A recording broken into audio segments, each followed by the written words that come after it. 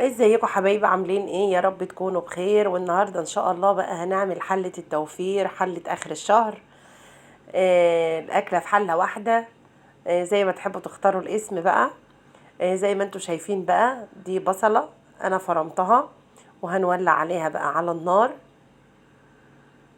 علشان تتحمر. زي ما انتوا شايفين كده، احنا هنطبخ النهارده في الحلة دي بس. زي ما انتوا شايفين البصلة اتحمرت، هحط عليها معلقتين صلصة من اللي انا كنت مجهزاهم للمكرونة، فحبيت اخد منها معلقتين بس مش اكتر من كده. وهحط عصير الطماطم، يعني خلاط واحد بس. انا هزود ميه. زي ما انتوا شايفين بقى هنا، ده البطاطس انا مقطعاه مكعبات، هحطه في الطماطم زي ما انتوا شايفين كده. وطبعا النار ولع عليه. ودي بقى راس توم، وعليها فلفل حر وفلفل بارد، وهسيبه بقى يغلي مع بعضه شويه. وطبعا حطيت فلفل اسود زي ما انتوا شايفين.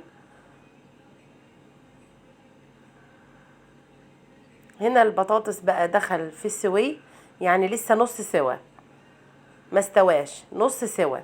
وهنا بقى هحط له الرز زي ما انتوا شايفين، وهسيبه بقى لما يتشارب خالص. هنا الرز اتشارب، طبعا هقلبه.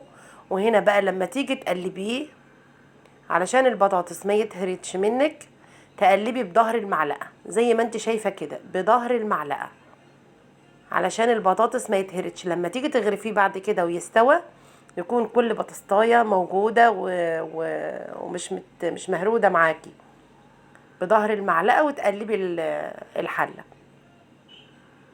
وهنا هسيبه بقى لما يرد خالص ويستوى، وبعد كده هنغرفه. وهنا كده خلاص خلص، وهنبدأ بقى نحطه في الطبق. يا رب وصفتي النهارده تكون عجبتكم، وتكون وصفة خفيفة وبسيطة ومش مكلفة كمان. وعلى فكرة ريحتها حلوة جدا وطعمها حلو قوي قوي. شايفين البطاطس زي ما هو ازاي؟ البطاطس اللي حابب يزود طماطم يزود، بس انا بحبها كده عشان ما تبقاش تقيل علينا. شايفين؟